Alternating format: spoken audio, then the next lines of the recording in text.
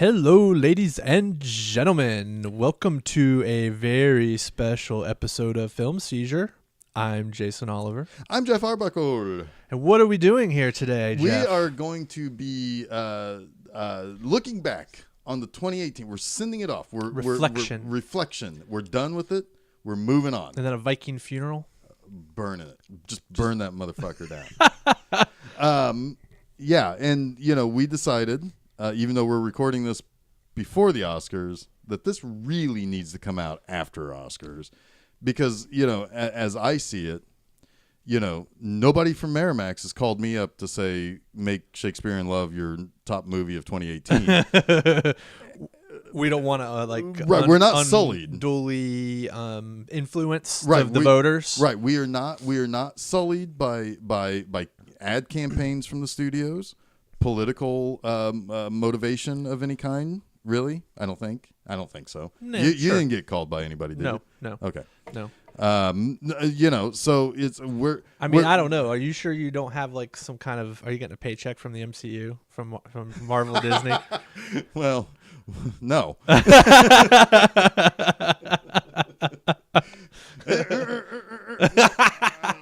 Cut that up. It's like, well, you ruined it. No. We're doing such a good job of laying down the bipartisan groundwork. No, here's the deal, though. You and I watch very different movies. Yeah. As it's going to be shown as we start talking about the movies that we want to talk about. Yes. We have different opinions about movies that are very specific to, it's like, anyway, we're going to talk about this. So we've got a little bit of a structure here. We're just going to start talking our top five. Yeah. We're just going to list them off, and then we're going to come back around to them. Okay. Because I figure most of you people are here just to find out what we think were our favorite movies. Sure. Yeah. Sure, because we're important. I hate that when people drag it out. It's like, I understand. I know, right? Like after Oscars, Yeah, right? Yeah. Jerks. But seriously, it's like, oh my God, your 2 hour best of the Yeah, year no, we're not podcast, and yeah. I have to wait to the very end to hear your favorite movie. Right? No. I figure we'll just talk about what movies landed in our top five, and then we'll talk about what are some other things that we want to celebrate. If you will, hand out the Seizures. The Seizures. The Seizures. It just rolls right off the tongue. The Seizures. What you want to do? Back and forth? 5, 4, 3, 2, Sure, 1? sure. Let's do it. Okay, so go ahead. All right. My number 5 movie of 2018 was Bohemian Rhapsody. Rhapsody. Oh, Mamma Mia, Mamma Mia. Rhapsody. Oh my God! But you don't know how to say Rhapsody. What is it? Rhapsody in blue. Rhapsody. Oh my God. It's like a city full of rap. Rhapsody. Rhapsody. I'm a little. You're a little mush mouth. I'm a little mush mouth this morning. Okay. Rhapsody. There it is. There we go. Bohemian. You want to try that again? Bohemian Rhapsody. There it is. That's all staying in. Well, I feel like maybe I was trying to pronounce that word like Freddie Mercury with his giant teeth. Oh, with his giant teeth. Yeah. Well, no, I think he still can say peas and whatnot. Probably. Yeah. So my number 5 was Creed 2. Okay. All right. My number 4 was Annihilation. Annihilation, right? Yes. Okay. I haven't seen that yet. We'll talk about that. Okay. My number 4 is Spider-Man Into the Spider-Verse. I have not seen that. It is fantastic. I got more to say about that, too. What you got for number 3? My number 3 is The Favorite. The Favorite? Yes. Yes. Okay. That's very fancy compared to my number 3. The Favorite is a less fancy movie than you think. Well, okay, fair enough. My number 3 is Amazon Hotbox. I'm not kidding. That is an amazing disparity, though. That truly is. That truly is. We'll talk about that. We'll talk about that later. My number 2 is The Endless. Okay. I hardly knew about that. My number 2 is Paddington 2. Paddington. The very first movie I saw in 2018 that was even though it was released in England in 2017, it didn't come here until 2018. So I forgive the Academy not to recognize one of the very few 100% Rotten Tomato movies of the year. No, real quick, before we get to our number one, and before we bring out the drum roll, you want to know what my worst movie of the year was? Sure. Best Friends. This is gonna like sour you for the next 30 minutes. No. We'll talk about why Best Friends was my worst movie of the year. It's I just want to throw it out there right now. The Tommy Wiseau, Greg Sestero train wreck that was not The Room. Yeah. And I have so bad this, it's bad. So bad it was excruciating. I actually hit my head on the wall at the theater watching it. Lots. I'm brain damaged now. I have the CTE. My worst of the year is hard choice because I'm kind of torn between three things. I'm kind of torn by the low-hanging fruit. You know, you could say something like Rampage that I just did not enjoy at all. But that's I feel like that's more of a disappointment. Yeah, maybe. Or I could go with the movie that I really honestly just did not like watching at all and ended up not finishing, which is why I almost think that it's not fair to name this movie the worst movie because I didn't actually finish it, but I really didn't like Wes Anderson's Isle of Dogs. Really? Like I really disliked it. Not for any particular reason other than I was just unbelievably bored. Wow. Okay. Yeah. Wow. Yeah. That's a little bit of a surprise. I was so bored. It just did not hit on any of the right notes for me. Okay. And I know a lot of people love it, and everyone is charmed by everything Wes Anderson does, and I'm usually one of those people. But that movie, I just couldn't do it. I couldn't get through it. It was like swimming through oatmeal. I would eat the oatmeal. And then I think we'll save these, but I've got a lot of the most disappointing movies. But of those, I think the worst movie was The Predator. Really? Movie, I know it was really that movie bad. sucked so bad. And it was in the camp of I really wanted it to be great. I was so excited about it based on pedigree, and I just love stupid Predator movies, and it was just god awful. Okay. Like not much there at all to like. Okay. Yeah. Fair enough. So there you go. That was my convoluted worst of 2018. So you either go with the movie that you're most bored with, or the movie that you just shook your head at. Yeah. Throw them into the bag and you pick one. Yeah. Fair enough. What's your number one movie of the year? My number one movie of the year is the absolute fucking masterpiece that is Mandy. Now here's the thing with Mandy. Knowing that you were going to pick that as a top 5, knowing how it fits your sensibilities, now do you understand why I have Amazon Hotbox? Sure. Yeah. So, and we're going to talk about those. I'm not turning my nose up at that. No, we need to watch that. Yeah, I want to see it. Yeah. My number one, I knew halfway through there was nothing going to stop this for me. Nothing's going to stop us now. Thank you, Freddie Mercury. And that's Avengers Infinity War. Yeah. We talked about it in another episode, how just almost a masterpiece the script is to juggle all of those storylines. It's amazing. It's amazing what it can do storytelling wise. It's just, I mean, again, my sensibilities, my feelings towards these characters, the MCU in general, I'm blown away by it. Can't wait for Endgame. Yep. Can't wait. Can't wait. So let's now. Were there a couple maybe on the cusp that almost broke into your top 5? Yeah. So for me, Black Panther was right there on the cusp. Vice, but that's got an asterisk next to it. Okay. Mission Impossible Fallout was on the cusp for me. Yeah. As was Mandy, honestly. Yeah. So like Black Panther, which is the only movie. I mean, I only saw three Best Picture nominees from the Oscars: the Black Panther, Bohemian Rhapsody, and Vice. Mm-hmm.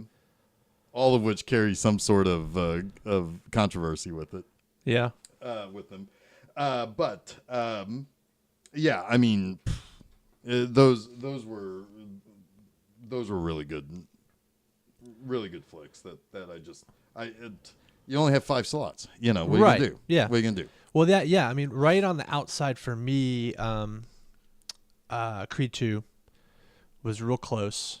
Hereditary was real close. 8th Grade was pretty close. Yeah. Yeah. But not quite there. My 5 I'm pretty happy with. Yeah. Yep. Yeah. So okay. So let's talk a little bit more in depth about why we picked the movies that we picked. If you don't mind, I'm going to go first with one of my categories that I kind of made a note on was the special tip of the hat that I wanted to give, particularly to Spider-Man Into the Spider-Verse and Black Panther, for a couple of reasons. One, I don't care what anybody says. Black Panther is exciting that a genre that I'm so close with now finally broke through the Best Picture ceiling. Yeah, absolutely. I think it's going to do well in the technical categories. I think that its nomination for Best Picture is maybe half symbolic, half deserved. I mean, it was the top grossing movie domestically in 2018. That's something that the Oscars used to really kind of award. Most years, at least from mid-'70s through the mid-'90s, whatever the top grossing movie was usually got nominated.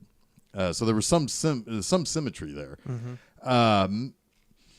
So, I mean, and Into the Spider-Verse is, I want to see more movies made like that. It's such a very different animation style. It looked so cool. I definitely am very much looking forward to seeing that. Yeah.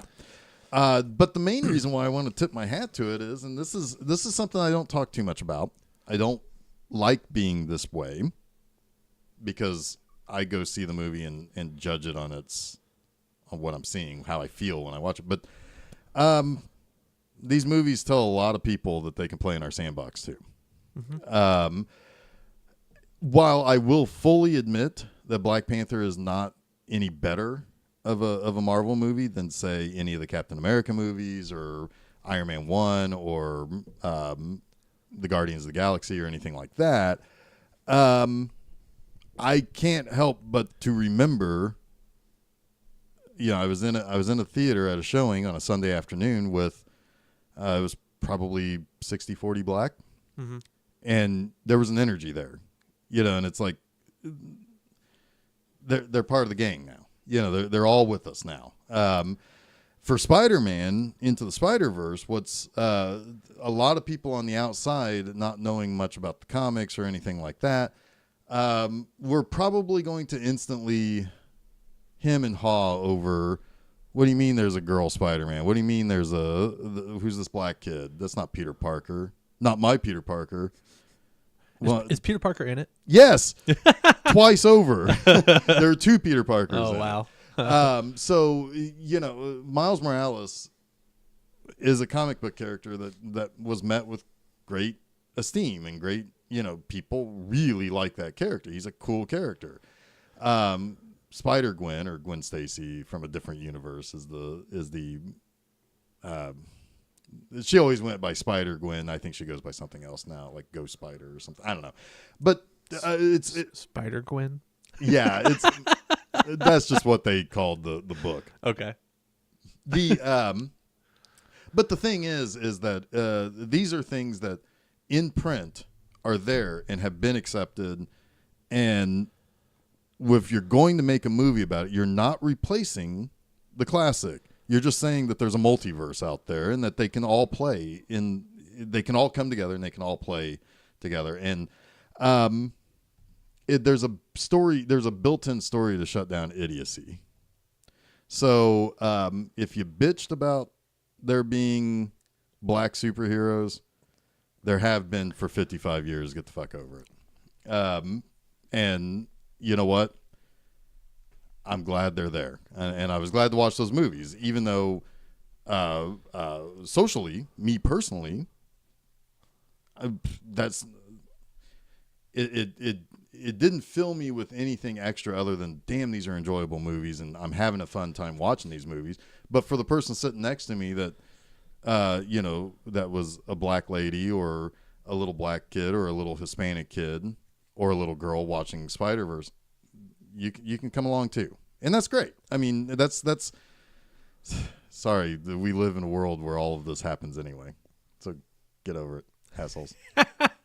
I don't like being that way, but I see as soon as you open up your Facebook, you get punched in the face with bad ideas, and bad opinions, and whatever. Fragile egos of people, I guess. So anyway, that was my kind of special tip of the cap. I mean, I'll be the first to admit that, Black Panther is not my favorite Marvel movie. It doesn't have to be. It was just good. It was just a good, solid movie. What I was struck by from my white bubble on Black Panther was how much my wife liked it. Yeah. Because of the female empowerment angle. Sure. Because you have, I mean, that movie passes the, what is it, the Bladel test or Bechdel. the Bechdel Bladel is fucking from Gilmore Girls. Alexis Bledel test. Yes. The Alexis Bledel test. I mean, a million times over, right? I mean, that movie is strong women who go toe to toe with other men in their politics, Sure. in their society, without any real recognition of gender difference. Right. And the other thing that this movie does is, like, when you talk about, I mean, a woman defies her husband. You know, and then beats up a rhino. Yeah. Blah. Yeah. I mean, it was just my wife was just like really taken by that. Right. Here's the thing, and I know sometimes people kind of scoff at this term of saying, you don't see color, but didn't matter if they were black, white, purple, gray, whatever. I mean, this was just a society that exists that have, they were isolationists. And for as great as some of the things that they had going on in Wakanda, they were isolationists. They made mistakes. Oh, it's a very timely socio-political statement. And it does not matter one bit that they're black. Right. And that's what, when you can't get past what your eyes see, then you're you need to change. Mm-hmm. You need to stop listening to YouTube talking heads telling you that there's agendas in movies. That's just bullshit. Flat out. And I don't care what side you're listening to. I watch some people on YouTube that vote the same way I do, and I disagree with them. I have to. I have to. I have to come up with my own. You're trying to manipulate things. I got to come up with that myself, or I'm going to be miserable. So, what do you got? What do you want to talk about there? What do I want to talk about? Pick a category, pick a movie, talk about it. Well, I think my top 5, kind of looking at them, are all kind of, in some ways, shape, or form, a bummer. except maybe Bohemian Rhapsody. Bohemian Rhapsody, there is a major bummer in it. The fact that, sure, Freddie Mercury's not with us. But it's exhilarating. It is. It's, it is. So, all right, maybe we should talk about that movie. Yeah, because I did want to talk about that movie too. Because that movie, I think it was an unconventional choice for me. I did not expect to like it as much as I did. I didn't think you'd like it nearly as much as I did. I kind of walked into it thinking, I'm going to get a mediocre biopic with some great music. Yeah. And in a lot of ways, that's exactly what I got. So how can you be disappointed? But it was a lot more exhilarating than I expected it to be. Yeah. I got wrapped up in the performances. I thought that Rami Malek's Mercury was great. I thought the guy who played Brian May was just insanely good. Right. I mean, seriously, like, did they clone Brian May? It was insane. It was just, there were moments in that movie, especially I think I liked the first act the best. Sure. Where it's kind of the rise of the band, and they're I usually like that the best in movies about bands is before they have the inner turmoil and they hate each other. But what was interesting about that movie, I think more than most, is how much that band seemed to truly love each other. So you're saying it's a movie about family? Yeah. To steal from Red Letter Media there. Yeah. No, it's true. I mean, it is true. It's you do get a feeling that they really did love each other. Yeah, I mean, that they cared for and that each they other. truly believed that they were all kind of outcasts in their own way that found each other. Yeah. And made this just absolutely juggernaut of a band. Right. You kind of feel like you kind of almost think of this as being the anti Spinal Tap. Yeah. Yeah, kind of. That's a good way to put it. It just really kind of surprised me. It pulled the rug out from under me. The performances are easy to get swept up in. Sure. They're all just really well done. I described it to someone as I felt like at the end of watching that movie, like I was able to experience some small fraction of Freddie's charisma and his energy. Right. Like that was somehow able to be bestowed upon me via this movie. Not the full effect, of course, not even close, but enough to where I can imagine what it would have been like at Live Aid, right? Or what it would have been like to be at one of his parties, right? If you're one of his friends, you right, know? Right. Yeah. Or to just be swept up in his just sheer mad creativity. Yeah. Right. So, I just really, really liked it. Like the creative process, I thought was on display really well here. The whole crafting of Bohemian Rhapsody was I thought really interesting. Yeah. That whole album, actually, when they created the whole first album. Opera. Well, yeah, not opera, but even the album before that. Oh yeah. Just kind of all the crazy stuff they were coming up with. It kind of reminded me a little bit of Brian Wilson in the studio. Yeah. So I don't know. I really liked it. All the weird, bonkers performances from some of the outlying characters. Oh, like Mike Myers. Yeah. Like Mike Myers. Yeah. The dude who played his clone, who was the real villain of the movie. Oh yeah. Played a completely different character in Downton Abbey. It was bizarre to see him, but he was great and just played that villain with relish, you know? Yeah. You know, what I liked about it is that sitting there, now I'm not a Queen expert, but sitting there, I knew that I know exactly which album right some songs come from, particularly We Will Rock You and We Are the Champions. And I knew that there was there was an awkward timeline in the movie. At the end of the day, though, I was like, you know what? This is just the drama. You know, we can, and it's a drama about somebody who's incredibly private, who very few people really knew a lot of stuff about him. And some of those people, maybe the person who knows the most about him, ain't talking to anybody. Right. In Mary Austin. Mm-hmm. But I looked at it as this is a wonderful little dramatization of a very, very interesting person. And damn it, if it's just not what I think movies should be, which is just entertaining. Well, yeah, exactly. And moving. It was entertaining, and I think what I was worried about the most, as you started to touch on, was maybe that they weren't going to treat Freddie's legacy with the privacy and the respect that I think he would have wanted. But I think that what they did with it was pretty respectful. Yeah. I don't think that. I don't. I mean, I don't know. I don't know how much was made up. I'm sure a lot of it was. Because one of the things I think that they added for dramatic effect, I think he had a better relationship with his parents. Yeah. Than they let I on. also my big knock on the movie was sort of how everything was bowed at the end.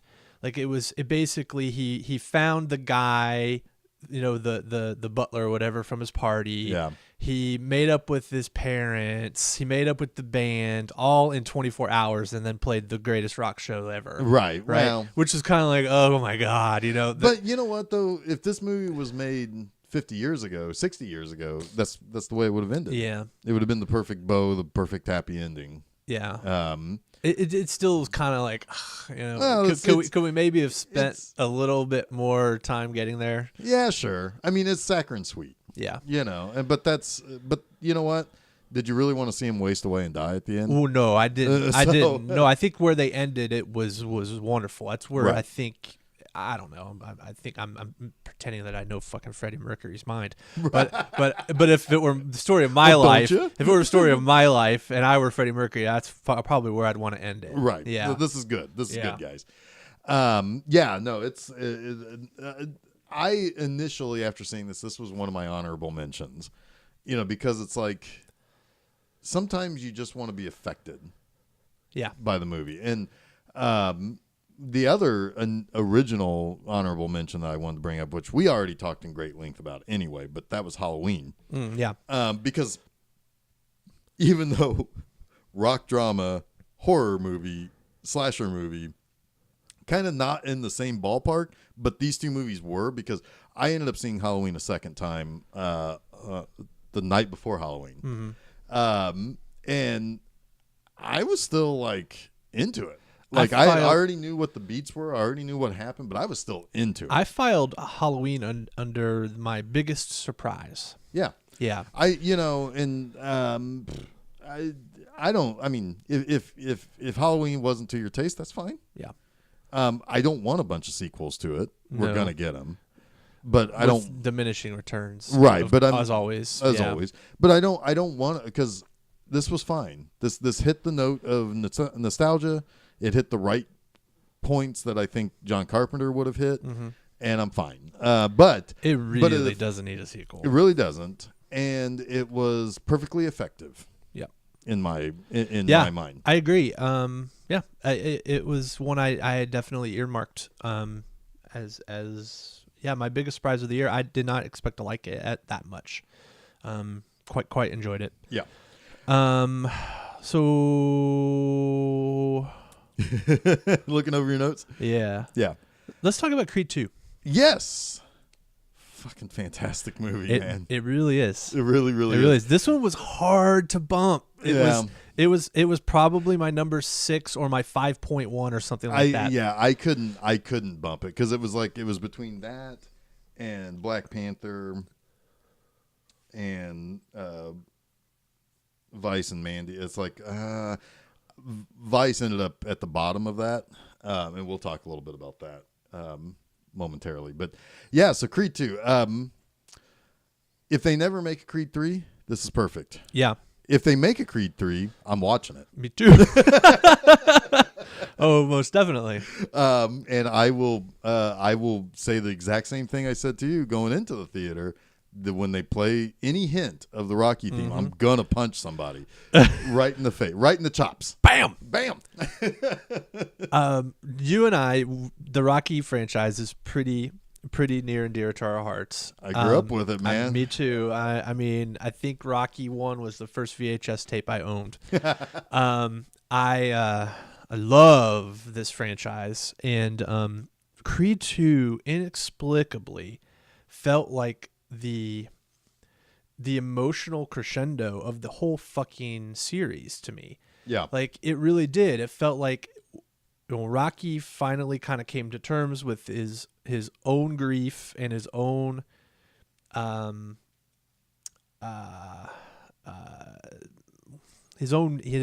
guess just invulnerability or vulnerabilities, right? Yeah, sure. Yeah, especially Rocky's always been a little emotionally stilted. Yeah. And him to be able to maybe reconcile with his son at the end of it just felt like this really proper thing to happen.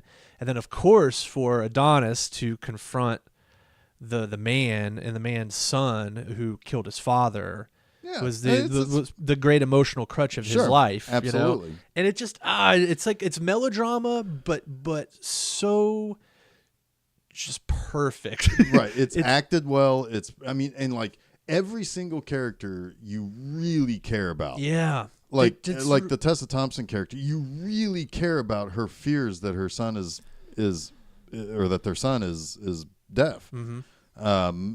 Because she knows how much of a pain that is. I mean, and how much that's difficult. And even more selfishly for her, you feel and you see it. She never explicitly says it, I don't believe, but you can see it in her face, her disappointment that she understands that her career now is going to be derailed by having a child before they were maybe ready to have a child. Right.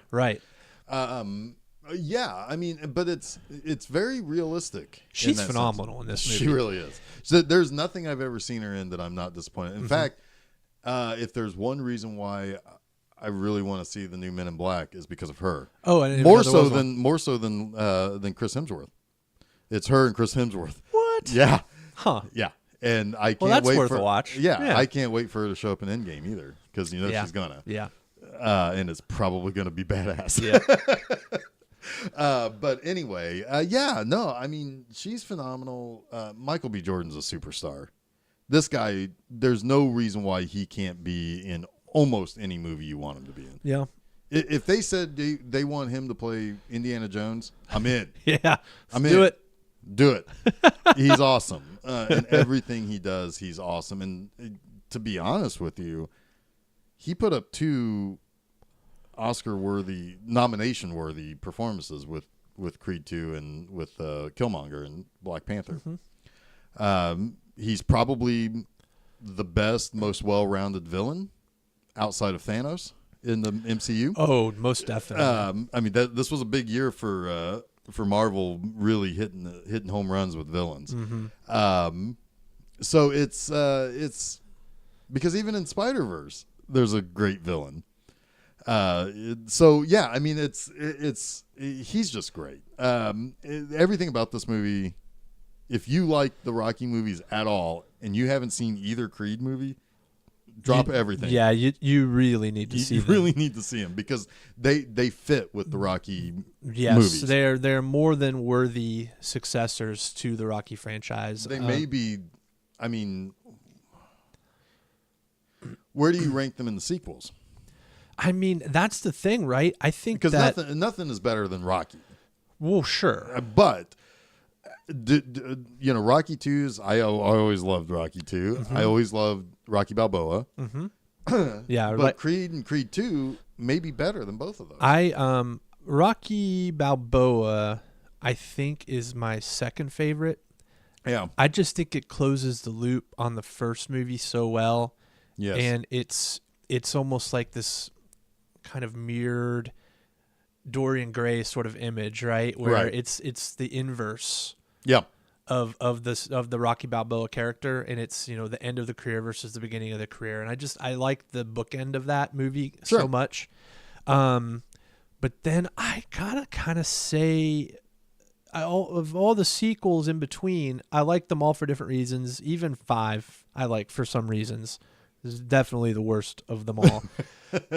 But Creed 1 and 2, I think, are pretty fluid. Right. Wherever you want to kind of put them, I wouldn't have an argument against it. Yeah. And you could even say, well, I'm going to put it behind 5 because I want it something separate. I want it separate. Yeah. That's fine. That's fine too. Yeah, that's fine.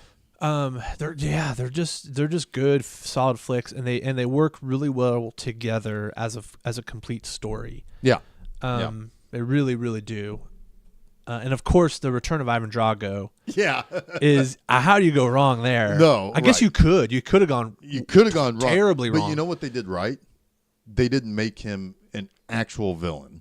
Yeah, they humanized him. And you feel sorry for his son. Absolutely. I don't feel so much sorry for Ivan, but I feel sorry for his son. Exactly. Because he's now been forced into this legacy, and then he's got to sit there and watch his mom leave again. Yep. You know, I mean... but he also gets an understanding of what his father went through. Yes. And the type of abandonment and just the abuse of the state. Right. So he's able to really get a better sense of who his father is as well. Right. So it's man. It's really a movie about fathers and sons is right. what this movie really is about. Yeah. Because Creed is Adonis has become Rocky's surrogate son. Even though he does go see his son at the end. He's estranged from his son. Yeah. Spoiler alert, but whatever. Which I was so happy that it was Milos said that he was. Yeah, that was. Mwah. But yeah, no, I mean, and there's tension out the butt in this movie. Like, I love the reason why they fight twice. Yep, is not what you think it is. Yep, it's I love the sheer like fear of like watching Drago stand up and meet with Adonis, and it's like, this guy's a fucking monster. Yeah. Yeah. There's a lot of beats. A lot of the best beats from 4 are also kind of taken out of this. But it also takes some of the beats from 3. Yeah. So like when Clubber Lang beats the shit out of Rocky, there's stuff from that that is in this too. Right. Yeah. And that's why I say if they don't want to make a Creed 3, we've kind of encapsulated all of the Rocky sequels in these 2 movies in one way or another. Or here's an idea. And I'm okay with recasting it. If you want to tell a furthering story, like as a TV show or something, that would be kind of interesting to see, because there's still a family element there with his new kid and wife and everything. You could further that story without even doing much with boxing, honestly. Sure. And it could be interesting still. I don't know where they really do go with a third movie. I mean, I don't know. I don't know if there is a place to go. Yeah. Yeah, I don't know. Which would be okay. Yeah. There's another movie that we both like that I want to talk about briefly. Okay. Solo. Oh, yeah. Let's talk about Solo. This is the much maligned Star Wars story. Unfairly maligned. I had a blast watching this movie. Me too. It's a movie that is an adventure. And that's something that I think sometimes is missing in some of the Star Wars movies. I feel like one of my biggest complaints with Star Wars movies, and this really kind of began after I was able to take a step back from the prequels, is that why on earth or why in a galaxy far, far away, do we have to have everything tie back to a Skywalker? This is a gigantic galaxy. I mean, I'm assuming galaxies are just as big there as it is here. Why does every story have to be... You've gotten to the point now where you get kind of tired of... Like, I'm glad that Rey wasn't related to a Skywalker at all. Right. That's one of the best things out of Last Jedi. I think everybody would agree with. Well, most people would agree. Smart people would agree with. We agree with. Yes. But it's but Solo, we get to see somebody else do something. And it was much maligned because there was a lot of bad press about Lord Miller being removed. And they're bringing in Ron Howard, who, if you're going to bring in a guy, a pinch hitter, I mean, that's like bringing in, that's like bringing in Kirk Gibson as your pinch hitter in the World Series. It's like you're probably going to end well. Yeah. It's probably going to do well. Yeah. And you could sure as hell do a lot worse. You could do a lot worse. If they would have said it's Robert Zemeckis, fine. Yeah. Great. But it's a fun movie. It's got humor. It still has tension.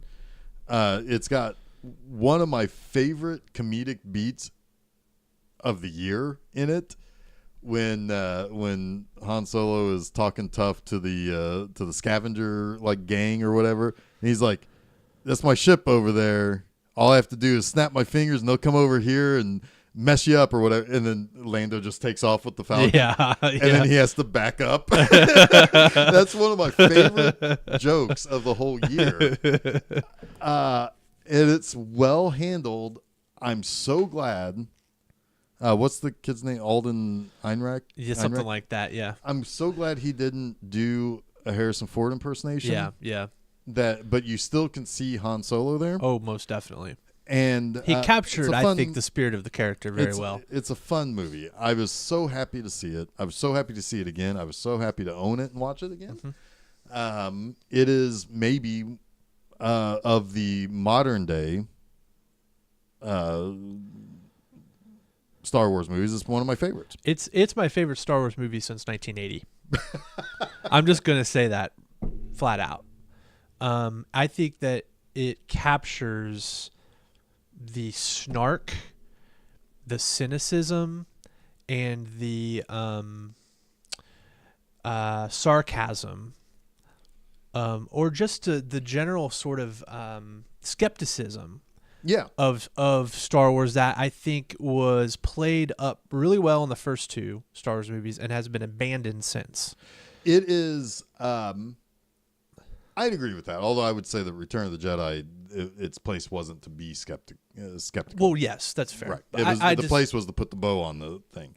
But, no, I agree with you. I agree that it's grungy. Yeah.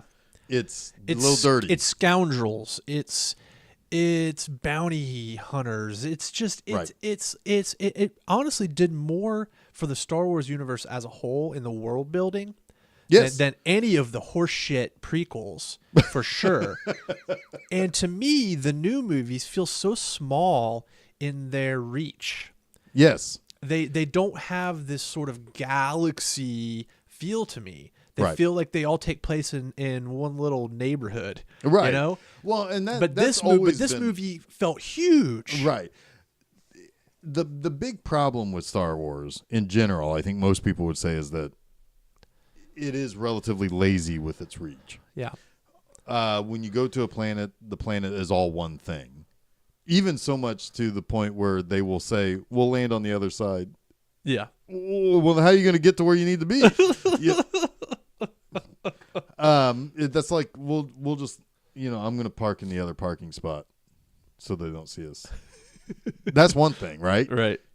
But on a planet, it doesn't work. But it's it's like. But what's funny is that we've been hit with so much over the last few years, 4 years as it is. It's only been 4 years since. It's not even been 4 years yet since Force Awakens came out. So here we are with so much Star Wars in our face that I was really glad to get something fun and then have to wait a year and a half for the next one. But I also will admit that I'm so fatigued that I can't really get excited about like any TV shows or anything like that. It's that shouldn't be a problem. Shouldn't be a problem. It shouldn't be, because the Marvel universe doesn't worry about fatigue. Nobody's getting fatigued every 4 by months, that. Or in this case, Captain Marvel and Endgame are 6 weeks apart. We're giving you something. So I don't understand, other than the fact that it's sort of belabored plot lines, right, and convolution and hype. Yeah. Right? I mean, I don't care. Like, you could say that the next, Endgame is a more hyped movie than Star Wars. I don't think so. The next Star Wars. I think the next Star Wars has a far bigger... That's already hyped that Episode 9 is coming. Yeah. Endgame is anticipation. Right. That's the difference. The anticipation versus hype. Everybody on Episode 9 is just waiting on pushing play on their trash YouTube video or their like praise video. Oh, like half the people who post shit talk on And by the way, my YouTube, everybody just stop. My YouTube is loaded with suggestions for me to watch another take on. Stop it. Stop it. But that's the thing. Like, Star Wars has so much more to live up to for some reason that it almost can't ever. It won't ever again. It's impossible. Right. So that's where I think some of this fatigue comes in. Yeah, I think so. Yeah, because like they need a Kevin Feige that the Marvel Cinematic Universe has. They need somebody who has a clear-cut vision. Yeah. We're going to tell this story. Don't worry about social stuff. Don't worry about this. We're going to tell this story. We're going to push forward, and we might have to wait. We may have to make people wait a handful of years, but at the end, they will look back and say, much like all of us did, despite the bummer ending of Avengers Infinity War, we all looked back and said, wow, am I glad I just spent 10 years with this. And that's why maybe the new Rian Johnson trilogy, that if that gets made, might actually be good.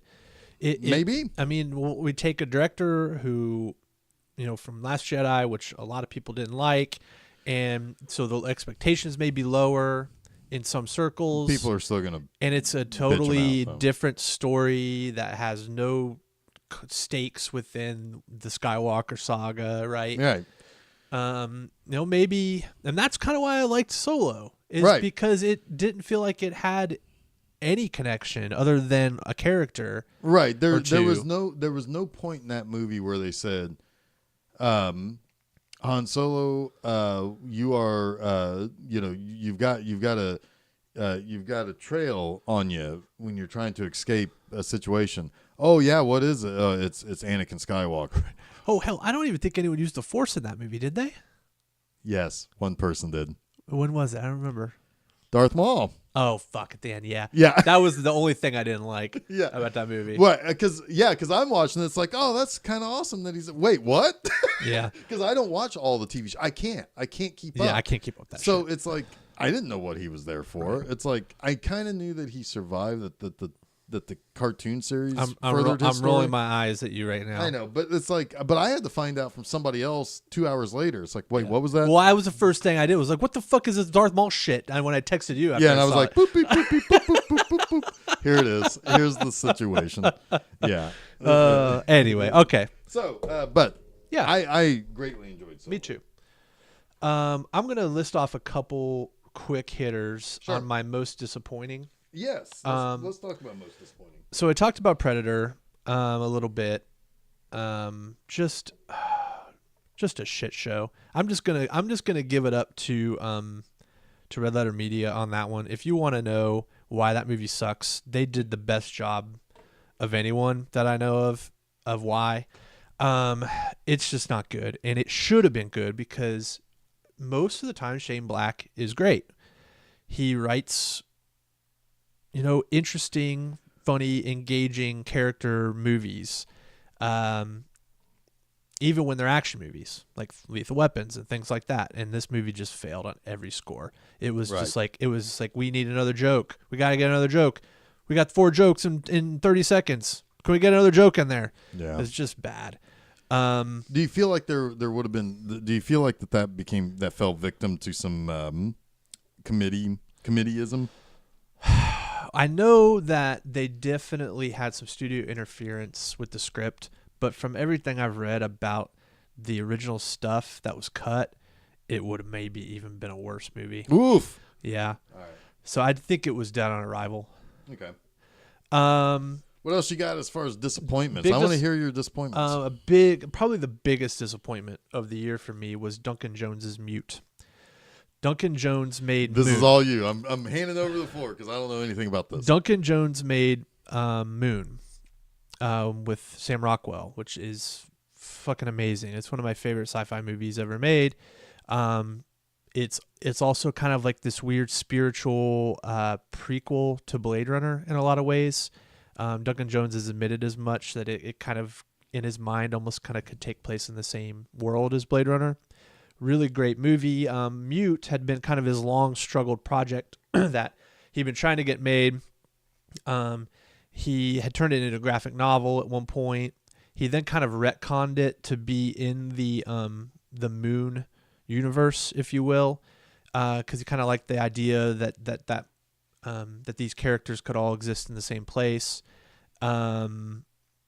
I don't know exactly what I was expecting from this. It felt like he was trying to make his Blade Runner with Mute. Yeah. And it just, nothing really gelled. Yeah. It had a lot of great ideas. I think it really made a mistake with its main character just not being as dynamic as maybe as he should have. But then also, like, there's a zaniness to the movie that it just makes the whole thing feel really tonally confusing. Some things I liked, a lot I didn't like. Mm-hmm. It was like a big swing and a miss that generally I like that kind of swing for the fences sort of filmmaking, shit like Cloud Atlas or Jupiter Ascending, like the Wachowskis. They're great at that. Like, we're gonna take a huge cut, and we might strike out. We usually do. When I watch a Wachowski brothers, I guess siblings now. I guess, right? Well, they're both trans. Okay, so sisters. I guess at this point, when I watch the Wachowskis movies, most of the time I think of it as they swing so hard that they spin completely around in the batter's box and then fall down. It's like Casey at bat. Right. Yeah. It's like it's such a big swing and a miss that I just end up laughing until I can't breathe and pass out. But yeah, a lot of times that's the case. Jupiter Ascending was the case for that. Well, the Matrix sequels for me. Yeah. Oh God. But anyway, I it's probably one I'm going to go back to.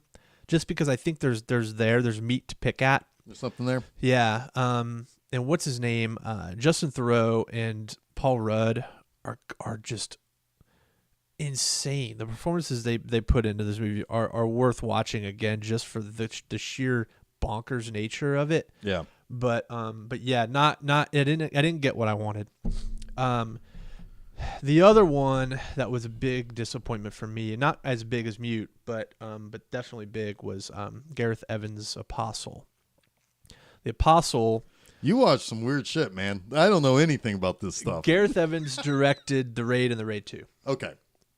Awesome movies. He made a little horror movie on Netflix with Dan Stevens called Apostle, and it's sort of has like a Wicker Man vibe to it, right? Okay, where a guy's got to go to this island to find this person and bring her back who's been maybe kidnapped, right? I can dig it. And all sorts of culty, weird ass like folklore shit is happening on this island. I can dig it. Yeah. All shit I like. This all sounds awesome. All stuff I like. But again, it was not quite put together. It just made leaps of logic that didn't make sense.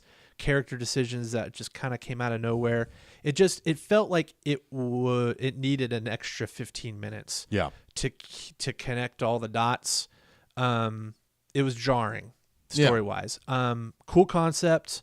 A little bit derivative of some other stuff that I like. So that's why I watched it anyway. Sure.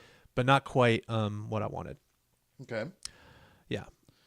And then I have Suspiria down here. I don't know if we want to talk about Suspiria. We've already gone into it. Like, here's the thing. Is that really a disappointment when you really weren't sure from the beginning? Yeah. Could I even call that the worst? Because it's either the way I look at that, and this is all I'm going to say about Suspiria was, first of all, nothing was going to compete with Best Friends. But if I wanted to do more of if I wanted more of a clickbait kind of, roar stuff, I could have picked Suspiria. But then I thought about it, and it's like, no, I wasn't. I was neither disappointed, nor did I hate it so much that it's at the bottom of the barrel. I hate it, not that much. Right. So yeah, I mean, we've talked about it to death. Yeah. We don't. Oh my God, I got angry. Man, I'm pretty sure I think we have no likes on that one from YouTube. I think we got nothing but thumbs down. Well, that's all right. Tough shit. I got an opinion. Tough shit. So I want to talk about a couple of my disappointments. Yeah. This year. And here's the thing, because one of them I think will be a surprise. But the thing is, the performances are there. Okay. The performances are certainly there. It's just at the end, one, it was way too long, and two, it didn't come together quite right like a Tarantino movie might. Mm-hmm. So I'll get to that one here. Oh, I know what you're talking about. Yeah. My first kind of disappointment, we've talked about the Meg and Rampage. I can't really call those disappointments. No, they're just bad. They're just dumb. They're just dumb movies. But Pacific Rim Uprising, the more I'm separated from that, the less I like it. It's real dumb. Yeah. And the thing is you think, well, it's giant robots versus giant monsters. Right. But the problem is that there's nothing new to wrap your arms around. It's like, it's plenty entertaining while you're watching it. It's not using a tanker boat as a fucking baseball bat entertaining. Right. But it's plenty entertaining while you're in the moment. I'm never going to say, oh, turn that shit off. But it's just kind of like, you had something there. You've got, why do you need to have John Boyega basically act like the other main guy in the first one? Mm-hmm. Charlie Hunnam, was he the main guy? Yeah. Why do you need him to be? Why do you need him to be this kind of hotshot type of guy when he could have? You had the pieces to be his own thing, right? So that was kind of disappointing. It's a minor disappointment. I mean, when I watched it, I had a good time, but then I thought more about it, and it's like, I don't remember what happened in that movie. Right. It's a bit of a throwaway. Yeah, and I kind of feel like Aquaman's the same way. Oh, it's this over-bloated movie that you take out one storyline, and the movie's tighter and it's better. I didn't hate it, didn't dislike it so much. It's just like blah. I just wasted 2 hours and 45 minutes of my life or whatever. My God, well, with all the trailers and shit. It's like 2.5 hours long. Yeah. Aquaman does not need 2.5 hours. Holy crap. I mean, wasn't all of fucking Infinity War 2.5 hours? 2 hours and 45 minutes for Infinity War. But there's the difference. It's you tightened it up by jumping to these other main characters. That is like the most brisk 2 hours and 45 minutes. I think it's like dark magic. Right. That movie moves so well. Here's the thing. They had a formula in place. It was like, you can't stay on any one character for more than 10 minutes before you got to jump to the others. Mm-hmm. And that's what keeps it cooking, But anyway, my biggest disappointment was Bad Times at the El Royale. It overstayed its welcome. It's a cruel movie. Mm. The performances are brilliant. Like, I'm actually surprised that Jeff Bridges isn't an Oscar nominee. Huh. But at the end of the day, I was just like, God damn, that movie. I thought the movie was like 100 minutes or 90 minutes. The movie's like 145 minutes or something. And it's like, when you realize that it ain't as short as you thought it was, you're out. You check out, man. And like I realized with the Suspiria remake. Yeah, because I thought the same thing. That's 2 movies in a row that I watched that were like, I grossly underestimated the time this movie was going to take. But no, you're just sitting there and you think, I've already gone to the bathroom twice in this movie. It's like, I don't want to be here anymore. I don't want to do it anymore. I want to go home. And it's like, I don't know. I understand people really liked it, and I understand some people just thought it was meh. I need to check it out. I'll check it out at home, and maybe it'll be a better experience. Yeah, maybe. I don't know. I think I just it needed a little extra kick someplace, somewhere in one of the storylines. It just needed a little bit more. It either needed a little bit more quirk, because when it goes dark, it goes real dark. Like, it's kind of an exploitation movie. Okay. It's kind of a horror movie at the end, because it kind of brings in this cult guy. It's kind of weird. I understand what they were trying to do. I just feel like Drew Goddard needed one more rewrite, tighten it all up, and it would have been much, much better. It might have even been one of my honorable mentions if it just needed that, just ratchet it up a little bit more. So yeah, that was kind of maybe my biggest disappointment. I absolutely understand the people who did like it, who maybe had a different impression than what I wanted. But that's, I mean, I don't know. That's just me. I mentioned a very important word in that in that short take that I do want to talk a little bit about, because it's going to tie to your number one movie. Okay. So many of you know I write a blog, bmovieanima.com. Check it out. All right. I got I got my promotion in there. But a lot of what I cover there is exploitation movies. So let's talk about the big glaring right there in the center of my top 5. So Amazon Hotbox is kind of a perfect culmination of my sensibilities at the time that I became aware of it and that I watched it. I had just watched all of the Ilsa movies. And, you know, those are Ilsa, She-Wolf of the SS, Ilsa, Harem Keeper of the Oil Sheiks. That's the tough one. You may That's it's not a tough movie to watch. It's the tough title. you may need to maybe more generally summarize what an Ilsa movie is. Okay, well I will.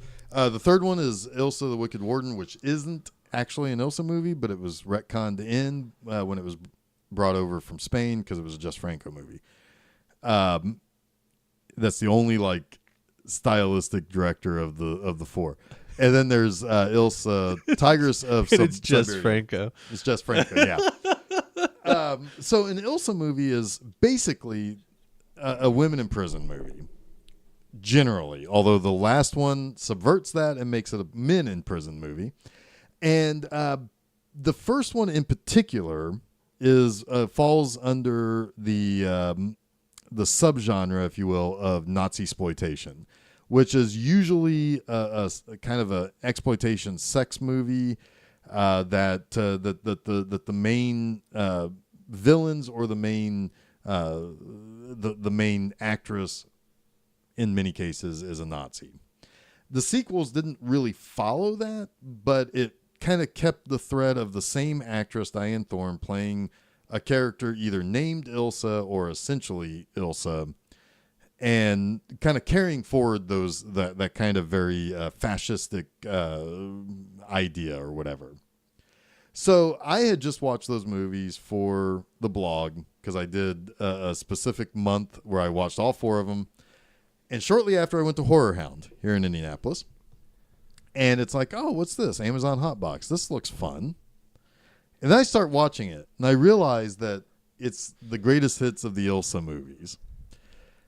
And at the time that I watched it, all the references were fresh in my mind.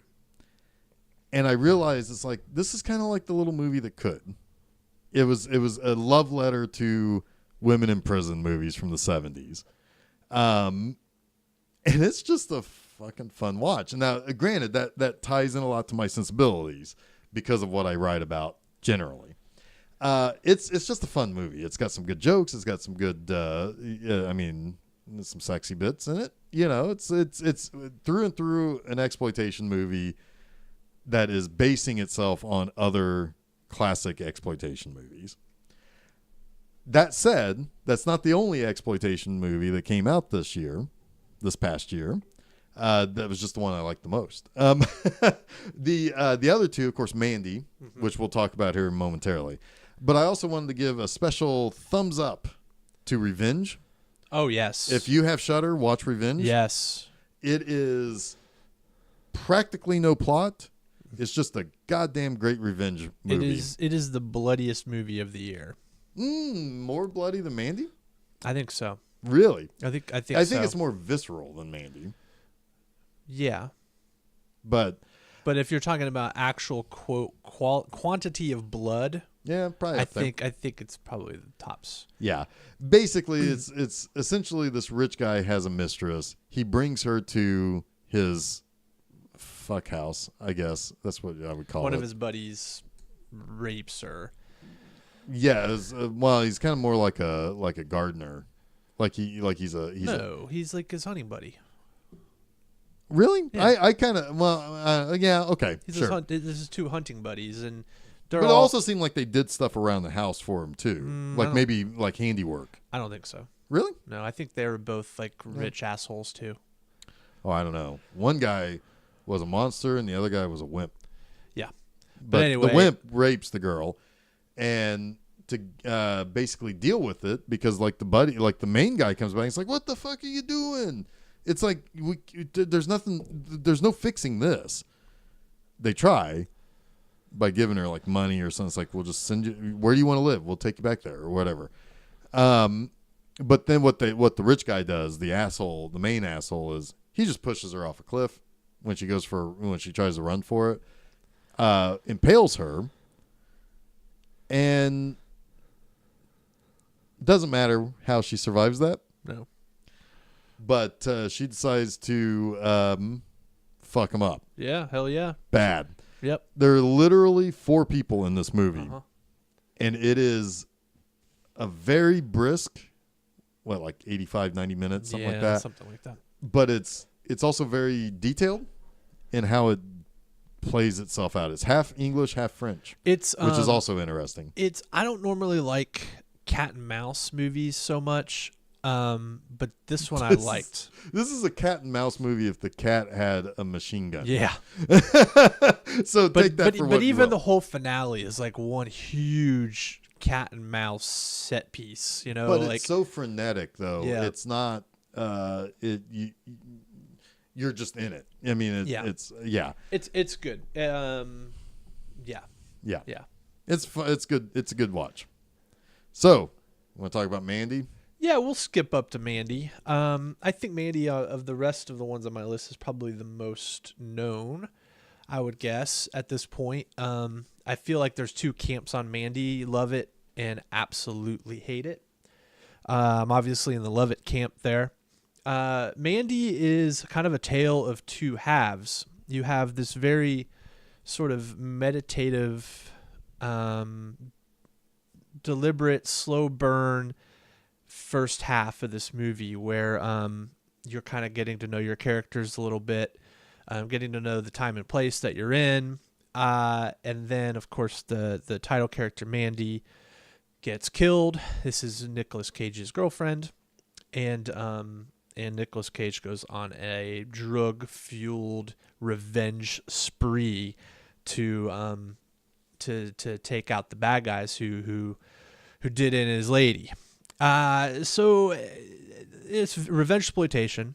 It is on the surface not anything totally new, but visually and sonically, this movie is on another level. Just it's on another plane of existence, probably. Panos Cosmatos directed this. His first film was Beyond the Black Rainbow, which is another very sort of psychedelic, highly visual film. Panos has said before that the movies that he makes were inspired by the VHS covers in the video stores that he used to go to. He said that the cover never delivered on the promise of the movie, and I'm paraphrasing all of this, but My guess is that he was looking at a lot of Canon covers. yeah, right. Yeah. And he wanted to make the movie that the box promised. So that's what he did with Beyond the Black Rainbow, and I still believe that's kind of what he did with Mandy. Mandy has got this dark ambient score from Johan Johansson, who passed away in the same year. That is just it's brooding, it's dark, it's scary. I mean, Mandy feels like every inch a horror film in its revenge exploitation. It's revenge, right? Yeah. I mean, it's well, it even has monster guys. It has monster guys. I mean, it has these guys who Oh my God, who are summoned by the horn of Abraxas. Yeah. That come rolling up on their bikes, and they got like spikes and shit all coming out of their body. And the tale is that they got some bad acid, and they've been forever changed by it. Like it is taking them totally into their, like, the darkness of their id, right? And they've become these monsters who roam the countryside on their motorcycles. They've become like this sort of folklore legend that people talk about, whisper about. I can relate to that. Yeah. But as a reward, they're given a glass mason jar of this really just potent as fuck acid and a human sacrifice. Yeah. Well, it's one of the things that you mentioned was I think it's interesting to note about this movie. It's that there's maybe not too much new, right? But sometimes you don't need something new. But it's how nail it. It's how you tell a familiar story, right? Yeah, exactly. It's telling it. This is a movie that marries story with visual, with setting, with it's I mean, you take all the technical components of a great movie, but it's so pretentious. But this movie is fucking art. Like everything in this movie is so deliberately crafted. Yeah, the sounds, the filters of the camera, the lighting, the framing of every goddamn shot. Right, when the four bikers come up on the ridge, and it's just these silhouettes of them, and it's bathed in this red filter with red is like used a lot, high red and black contrast. I mean, that's just terrifying, but beautiful. Like it's you know what, it's an Italian movie made better. Yeah, it definitely is kind of got that giallo kind of a little bit. Like this is what would have been like if Dario Argento made Zombie 3. Most people are not going to get that reference. Yeah, but trust me. Yeah, there is some use of color in the beginning of Zombie 3. You'll be able to read about it later in a future article of B-Movie. That is so confounding. But this uses it properly. Uses the idea of color properly. It's almost used to highlight insanity or feeling or rage or whatever. Yeah. The movie slowly, it's a slow burn of a movie. I mean, it all the things that happen up to Mandy getting killed, it's a pretty, I don't know, almost meditative in its approach. And then, that's kind of, there's a moment where Nicolas Cage realizes what happened. He escaped from his own bondage and I know where you're going. And he comes into his house and on the television, oh my God, it's so amazing. On the television is a commercial for a mac and cheese, and the brand is Cheddar Goblin. And anybody who sees this movie knows exactly, what I'm talking about. But it's just hilarious, like just unbelievably goofy commercial that you would have seen maybe a version of in the 80s, right? But ratcheted up to another level. I mean, this little Cheddar Goblin is like vomiting mac and cheese on little kids in this commercial. And Nicolas Cage just comes in and he's staring at this commercial, and it's almost like he's recognizing there's a break in reality. I think that happens at that point. It's the small versus it's the micro versus the macro. Yeah.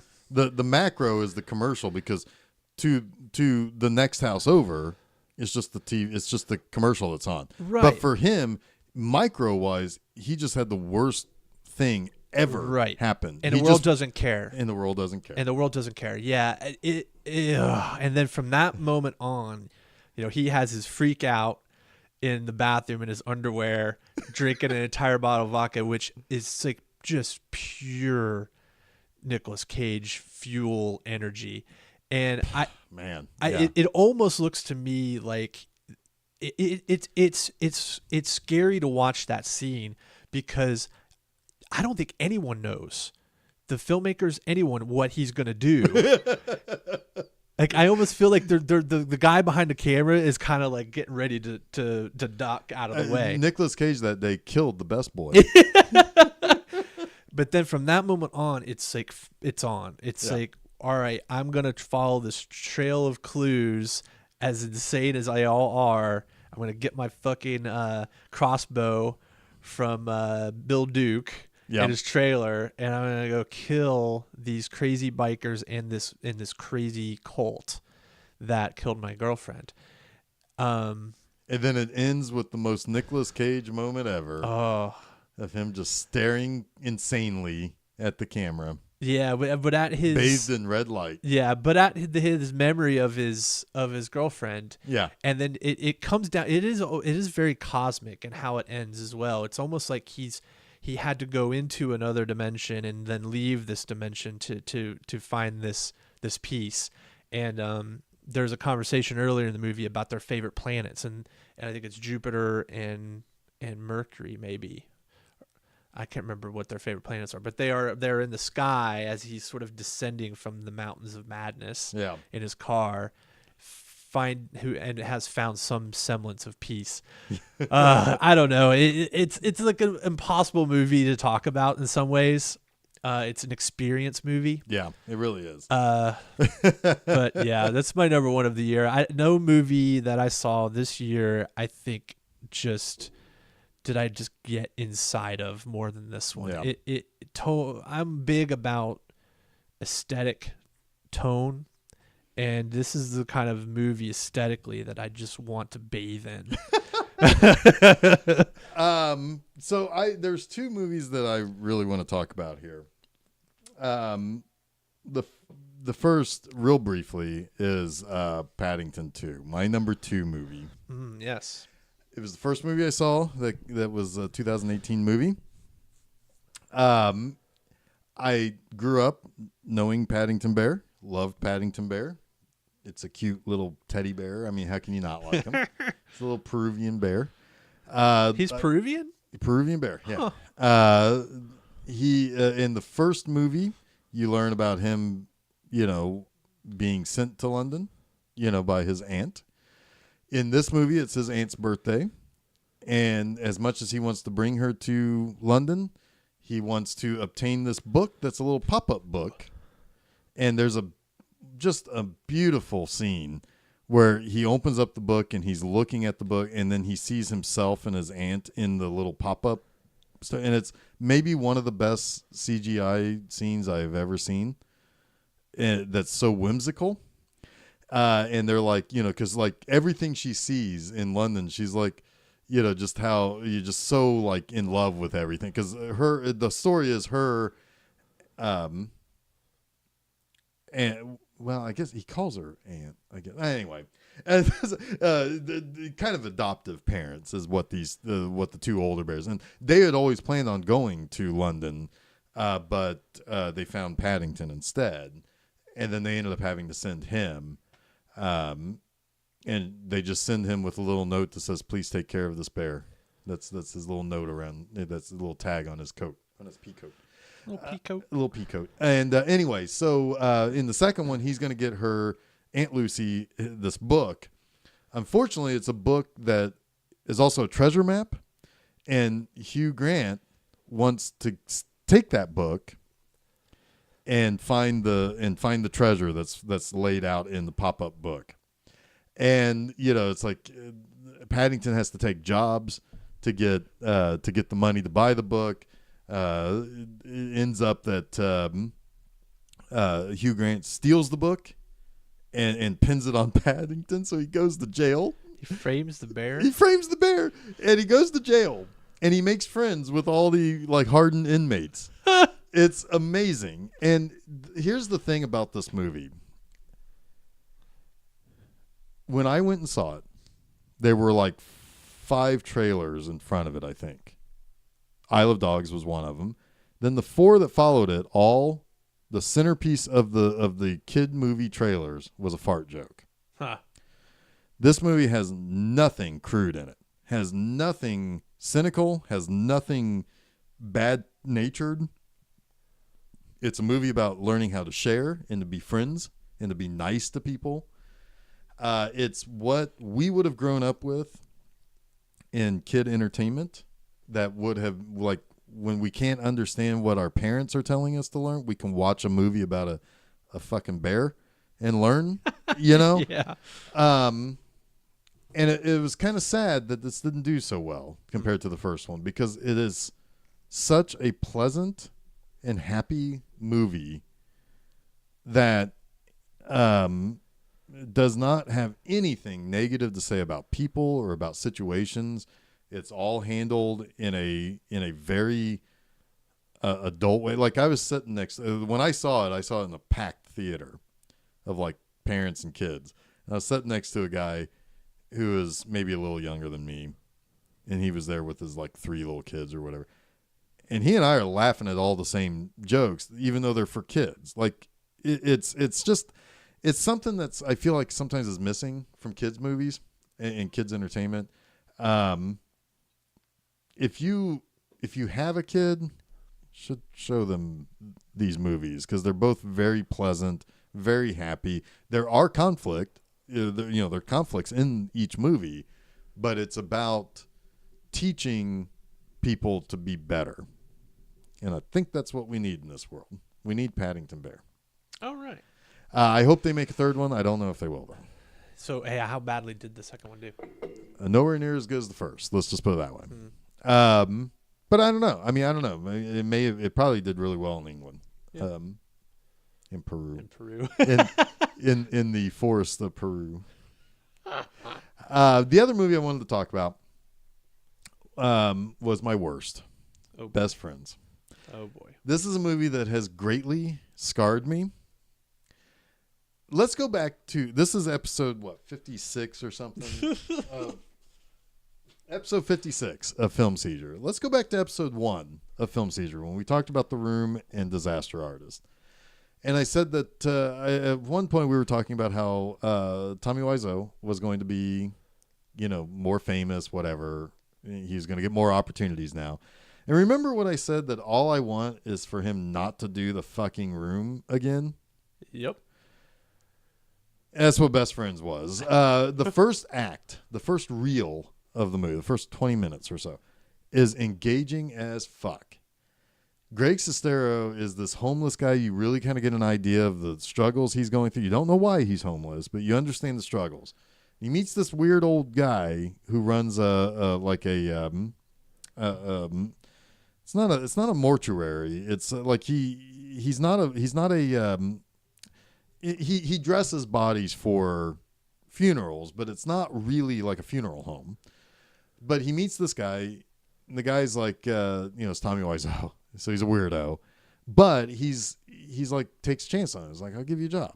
You'll be fine. We'll be, just show up here. And it's kind of sweet at the beginning, and you kind of get a little bit. Then all of a sudden, the shit switch flipped, and Tommy Wiseau now is referencing The Room in his character, like saying lines. And I was like, oh no, the ship's sinking. Like, this is what I feel like it must have been like to be playing the violin on the deck of the Titanic, knowing that soon you're going to be in the abyss. Oh. And worse yet, you also know that every fucking other douchebag mid-20s asshole in that theater with me was the rich people getting on the lifeboats, because they're laughing and eating this shit up. And I was so much in pain, because it's like, you fucking idiots are giving him exactly what he wants. This isn't good. This isn't bad. It's the worst.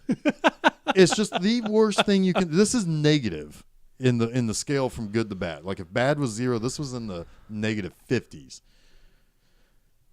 You're giving somebody free reign to just tell the same jokes over and over again, and it's sad.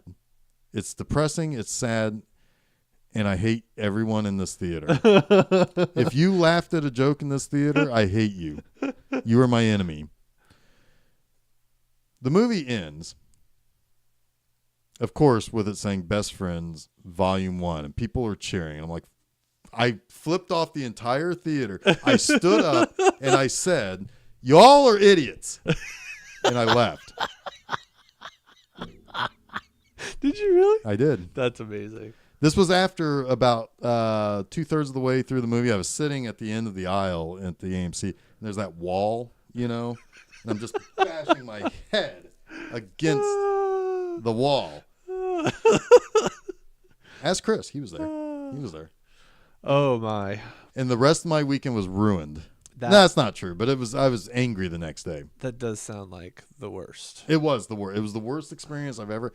I sat through Congo, which is one of the worst movies I ever paid for. Oh, it's a bad movie. And it's like I paid 3 times as much for Best Friends than I did Congo. It was a $15 fucking Fathom event. I was so fucking pissed. I hate that movie. I hate it. I don't want to see Volume 2. I don't care what happens in Volume 2. And I think that, and it's funny because I know some people on Facebook, people I've never really met in, face to face, but I know them. I appreciate their opinion. And, this guy said that he watched it and he was kind of mesmerized by it because it was like so odd, or whatever. Right. And I get that. And he watched it at home. And I said, well, maybe that's the difference. Yeah. You didn't have to deal with these fucking neckbeards. Yeah. And their fucking assholery. Oh, yes. The people who just want more of a thing, despite how much it tortures me. I kind of teeter on that way of feeling now, even seeing The Room in the theater again. Yeah, I don't need to ever see that Me again. neither. That audience participation is worn thin for me. Yeah. Yeah. I mean, I don't know. Anyway, so I had to get that off my chest. Well, I've been holding on to that for 10 months. Jeez, oh, Pete. Now I'm letting it out. I do also want to talk about just a couple of other quick notes that I had here. I mentioned Mission Impossible Fallout. I think is the best action movie I saw last year. Even better than Infinity War in action, just because Infinity War had a lot more going for it. Mission Impossible Fallout was my second favorite action movie of the year. My first was The Night Comes for Us. Asian flick on Netflix, batshit. It's sort of spiritual action flicks successor to the Raid movies. Check it out. Super good. The one that I would say, I had a category here that said entertainment for entertainment's sake. We already talked about Bohemian Rhapsody. Mm-hmm. 2 that I enjoyed watching, and I feel like this is what happens when nostalgia is done correctly in 2 different ways. The first is Ready Player One. I enjoyed that movie. It was plenty fine. It's maybe a little long, but it feels like when they did the references, it felt more natural because this is a world now built on reference.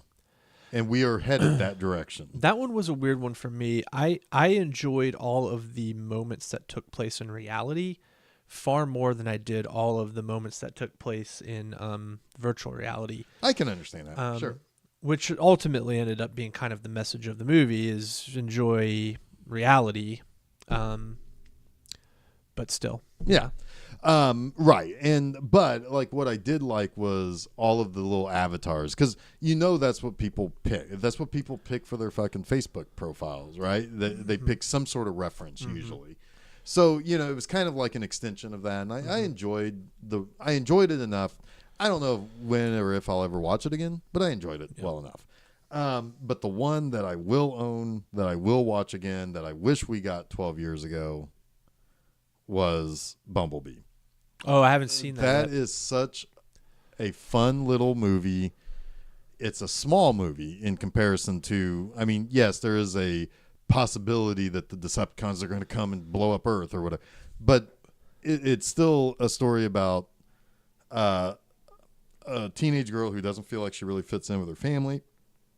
And this little transformer that is kind of stranded and kind of lost, because it's like, stuff got bad on Cybertron. They just all split, and you get to see classic versions of various the Transformers and stuff. It's a good movie. It's just a fun movie.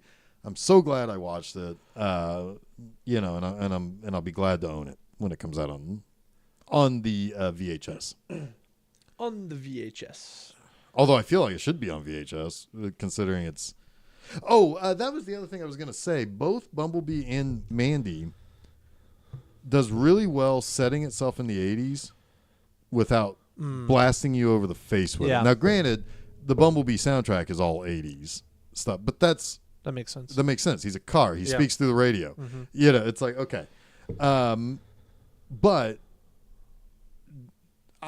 watching Bumblebee, I didn't feel like I was being slapped with the 80s constantly. Mm-hmm. Mandy, it doesn't matter. I think it was like 1983, I think, is when it said or something. But it's like, that could have been 1983. It could have been 2013. It didn't really matter. No. It was just a framing piece. That's how you do that sort of stuff right, because a lot of movies are really trying to ratchet up some of that stuff, and it's getting a little old. How long have we been going, Jeff? Scott, I've still got 3 of my top 5 we haven't even talked about. We're at 1:30, but go for it. Let me give one little piece about Vice, and I'm going to hand the floor over to you because I did mention that Vice ended up having to be knocked out. The reason for that is, look, Vice is very much a slanted movie. I am a Democrat.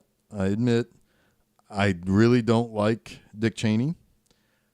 I look at this movie as satire, not as this is what really happens. I also kind of likened it to when you listen to somebody like George Carlin talk about politics or religion or whatever. It's slanted, but when you hear him talk, you think, yeah, I could buy that. I could go into that. But he's also kind of preaching the masses, and that's what this movie is. If you are a conservative or if you're a Republican, thank you for continuing to listen, even though we sometimes make fun of you or make fun of some of your ideas. But you're probably not going to get the same experience out of it. But what I like about it are the performances, and there are some really, really great performances. People just kind of melt into their parts that you don't think, oh, that's Steve Carell. You think, oh, that's Donald Rumsfeld. You don't think of, oh, that's George W. Bush. No, you think that's George W. Bush, but it's actually Sam Rockwell. It's slanted. If you didn't like Cheney, you might like this movie. Some people who are still, didn't like it or still maybe criticize the movie a little bit because we really don't know what the story is behind everything. There's another private person, much like Freddie Mercury, who he ain't talking. He ain't telling you he's not giving you the material to make this story. So it's a little bit of a fairy tale, if you will, with satirical jokes. So that's my piece on that. Hit us with what you thought of your other 3 well, movies. I've got 3 movies that I'll sum up a little bit quickly. Annihilation was my number 4. Annihilation was directed by Alex Garland. It's based on a novel. It is starring Natalie Portman. This movie is a little quiet sci-fi flick that also quietly, I think, is probably one of the more feminist movies in recent times. It doesn't make a whole lot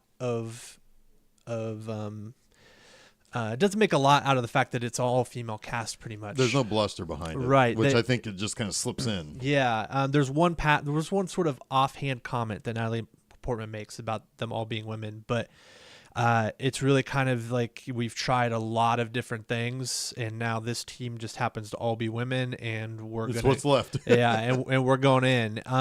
It's an odd little movie. It doesn't give you a lot of answers. It kind of is one of those kind of sci-fi movies that allows you to really sort of suss out for yourself maybe what some of these things mean. What is this cosmic entity? What is happening? I like sci-fi like that. Sci-fi that doesn't give you everything, but gives you just enough to craft your own answers and ask your own questions, right? Just really, really great. Oh my God, the score is wonderful as well. Jeff Barrow and Salisbury, I can't remember his first name. They did the score. Jeff Barrow was in the band Portishead. Just a really, really different kind of sci-fi score. A lot of guitar plucking and things. It's a beautiful movie. My number 3 was The Favorite. Have you seen anything by Yorgos Lanthimos? No, I can't even pronounce that name. Yorgos Lanthimos. Yorgos Lanthimos. Yorgos Lanthimos. This guy is something else. So his movies, he made Dogtooth, which was like a homeschool, like a creepy ass homeschool movie about these kids who were totally sheltered from all society. They were like basically lived at home and that's it. They couldn't leave. Then he made The Lobster with Colin Farrell, which is basically I've heard of that. It's basically a fable. Yeah. Fucking awesome. Then last year, I believe it was, he made The Killing of a Sacred Deer.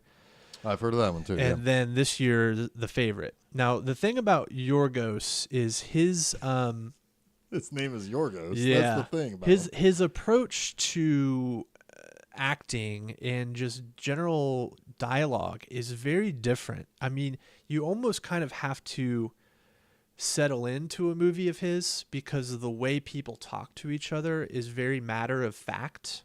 Okay. It's almost like borderline autism. Okay. Sometimes. Yeah. Right? Where the social grace is gone or something. Yeah. Everything is just is. And so that's what we're saying to each other, right?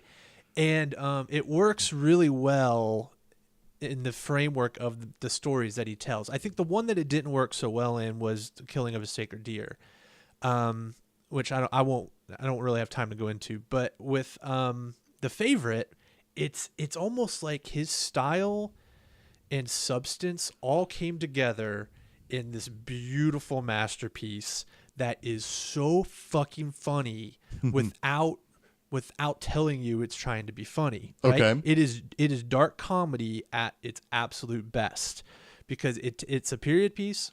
It takes place in early 1700s in England, Queen Anne, and basically two ladies who are competing for her affection. Right? Okay. It's a power play, and it's all strong female characters. Rachel Weisz and Emma Stone are the ladies, and Olivia Colman is the queen, who I believe should win the Best Actress award for 3 years straight for her performance in this. It's so good, but the humor is so dark and so biting, but it's so subtle that I find myself laughing out loud at things in the theater that people are just like stone faced to, and I don't understand why. So sometimes I'm like, are we watching the same movie? You know?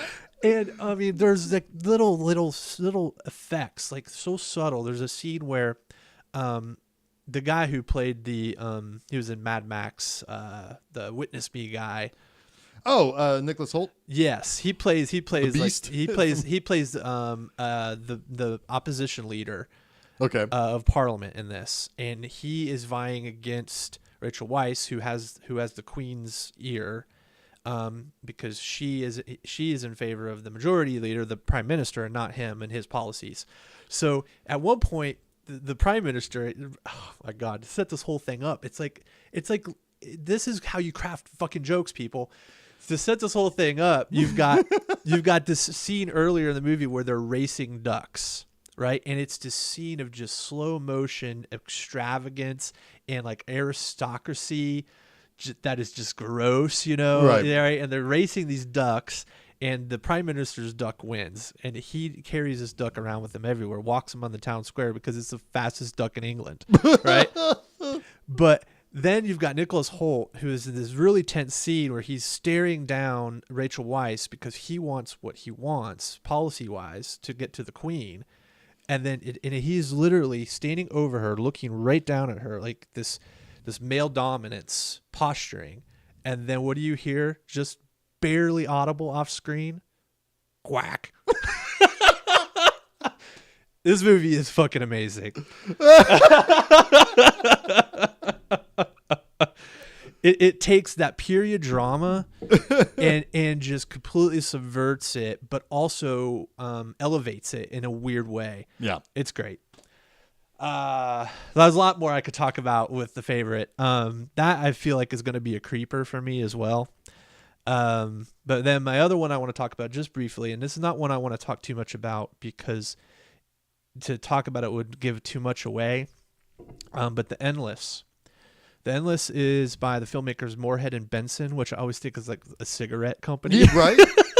It's directed by a cigarette. Yeah. Like it's just a big giant cigarette. Yeah. He's got glasses. They made the sneakiest sequel of the year, in my opinion. They made a movie several years back called Resolution, which is a really tiny, small budget horror film. And The Endless is basically a sequel to that movie that nobody knew they wanted or would ever expect, right? I don't even know what the name. I don't even know what that movie is. Right. It wasn't a huge movie, but Right. they were like, "Fuck it, we're making a sequel to it," and it's the best because it takes a small idea in an earlier movie and then runs with it in a later movie. It's almost like this movie was practice. And now we're going to make this huge movie from all the ideas we thought of since, while also making sure we include and encapsulate what happened in that first movie within this one. It's like if you were to think of a Russian doll, the tiny little kernel, the last little doll would be Resolution, and The Endless would be all of the layers up. Okay. And it's the smartest sci-fi horror movie I've seen in a long time. It's very intelligent. It's very well crafted. It reminds me a lot of like Primer back in the day, Shane Carruth's Primer, Yeah. where it's layered. It has a lot of things happening, a lot of causation, Okay. right? That you have to pay attention to. It's just this heady as fuck movie. That also just feels so new in its approach. It's sci-fi, but it's time travel. It's cosmic horror. It's kind of like it's got this sort of H.P. Lovecraftian kind of angle to it. It's this kitchen sink of just all these great things that these guys were able to somehow put together into this just beautifully made and mind-warping movie. Yeah. Cool. So, all right. those are my guys. Those are your guys? Yeah. What just kind of wrap things up. What are you looking forward to in 2019? There's a movie, Claire Denis, French film director. I know, but she's made this sci-fi movie with my face just died. I know. I did because I have no idea who you're talking but about. I saw the trailer for it yesterday. I can't remember the name of it. It's like Half-Life or something like that. It's this space movie with Robert Pattinson and Andre 3000 from Outcast. Yeah. Weird. Yeah, and one of the chicks from Blue is the Warmest Color. Yeah, it looks really great. I'm really looking forward to that. I'm looking forward to Endgame, of course. Yeah, I mean, for me, it's real easy. It's like Endgame, Captain Marvel. Yeah. I kind of want to see Shazam. Yeah, I do too. It looks like a lot of fun. Looks like a lot of fun. I don't really know like a whole lot of what's on the calendar though for 2019. There's a new Toy Story movie that might be might be nice. Sure. What did I see? I don't know. I mean, like, if I think about like some of the bigger stuff that's coming out in the next few months, like, there's like Pet Sematary. I'm still kind of interested in, even though the second trailer kind of ruined it for me a little bit. Hellboy. Oh, that looks fun. Yeah. That looks like a lot of fun. With David Harbour, right? Yeah. Yeah, he's looking like he's embraced it. Yeah. Yeah, I don't know. I'm not really sure what's beyond that. I mean, I don't really care for stuff like the remake of Dumbo or Aladdin. Well, you got the new Godzilla. I know you're all about that. Yeah. God, yes. That was one that I saw a trailer for on the IMAX screen last night, and that was awesome. That was super awesome. I'm curious about that Brightburn, the like dark Superman sort of movie. Yeah. Kind of. And like, of course, Us. That looks scary. Looks real scary. Oh yeah, the new Jordan Peele. That does look scary. Scary. Oh, a John Wick 3. I want to. Do you watch those movies? I haven't watched. You would like those movies. I know. I know. I would. That's exploitation. I man. know. Yeah, those movies are good. Yeah. And they're great world building in those movies. Yeah. Yeah. I mean, I'm not sure what else is really. I mean, like, I haven't really looked at too much. I mean, obviously, Endgame's at the forefront because I need to know how they're going to fix those guys. Fix those guys who got dusted. And usually the smaller surprises, sure. They I don't know anything about them until they're right upon us. Yeah, but no, I'm looking forward to that. Real quick, what do you think is going to win Best Picture? Since this is coming out after, but we recording it before. Well, yeah, okay. But real quick, I don't know. I got to pull up the list real quick. Hold on. It's Black Klansman, Bohemian Rhapsody, Black Panther, The Favorite. I've seen everything except for Green Book, Vice, and A Star Is Born. Okay. So I saw Roma. I saw Black Klansman. Yeah, Roma looks real uplifting. It does not look real uplifting. It looks real sad. It was very culturally difficult because I don't feel like I got most of what's going on. Right. It was very personal, very Mexican. Very Mexican. Very personal movie. I thought it was just fine. The cinematography was unbelievable. It's black and white, isn't it? Yeah. I'm always a fan of that. It was shot just gorgeously. But yeah, didn't really connect with it. Same with Black Klansman. Black Klansman was a weird one that I don't think was as good as people think. I think we are the old school, not really sure what to think of Spike Lee from movie to movie. He, I mean, the message is, it's a message movie, sure. Which people are, that's fine. But I don't think it was just generally speaking that good of a story. Yeah. I don't know. There wasn't enough meat there for me. You think it would be. The premise sounds really great, but I think they constrain themselves too much by the based on a true story part. Sure. Because guess what? There's not actually a ton there. Right. Yeah. I don't know, man. I think this year's pretty wide open. I think if I'm gonna guess, it's probably A Star Is Born will win. That was the hot one early on. That kind of faded. But who knows? Who knows? I mean, if I were picking personally, it'd be The Favorite. Yeah. If I had a vote, the favorite is your favorite. Yep. That would be my vote. What do you think? You think it's probably going to be Roma? Roma, you think? I think so. Interesting. Happens every now and then with foreign film. Did it also get nominated for Best Foreign? Yes. It would definitely win that. Yes. I really, really want Into the Spider-Verse to win Best Animated Feature. I think there's more interesting stuff there than The Incredibles 2, which I didn't even bother to watch. What else was nominated for Best Animated? Your least favorite movie of the year? Oh, Isle of Dogs. Yeah.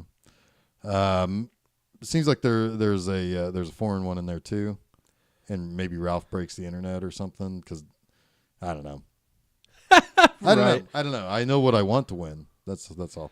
I certainly, as much as I would like Rami Malek to win Best Actor, I think it's going to be Christian Bale. Pretty hands down, I think. Oh yeah. Yeah. Yeah. I think unfortunately it's. I think Rami's going to have to settle for the silver in that one. Yeah. But I swear to God, if Olivia Colman doesn't win Best Actress, I'm burning it down. Bah! I'm just burning it down. I'm coming for you, Hollywood. I will burn your shit down. It was one of the best fucking performances I've ever seen. It's so good. It's so good. With that, I think we should wrap up here. Next week, we're back to our regularly scheduled stuff with RoboCop. Yeah.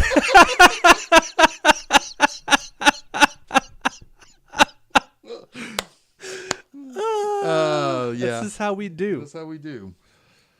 We got some eclectic picks coming up though, in the next several weeks. So you can always find our stuff at filmseizure.com. You can listen to us there. You can listen to us on iTunes, Google Play, TuneIn, Spotify, all that good stuff. You can also catch our episodes on YouTube. The YouTubes. YouTube. Where can the people email us? Filmseizure@gmail.com. Yep. You can send us email. We like email. Yeah. Send us pictures. Never mind. Never mind. Don't do that. Send us pictures of your cat. Yeah. Or your dog. Whatever. Sure. Pet pictures. Yeah. Or if you have a Peruvian bear, send us pictures of that. Sure. Especially if he's eating a marmalade sandwich. Anyway, yeah. So if you have things that you want to say about some of our picks, tell us what you liked. Yes. Tell us what you liked. I know that I have a very different palette than Jason, so keep that in mind when you send messages about what your favorite movies were and what you thought of ours. And remember that I did call an entire theater of people stupid. Yeah, that's amazing. And flip them off.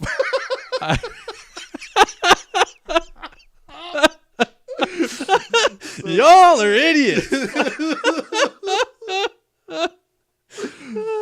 Oh, that theater was packed, and that saddens me so much. Anyway, so until next week, I am Geoff Arbuckle. I am Jason Oliver, and you have been listening to Film Seizure.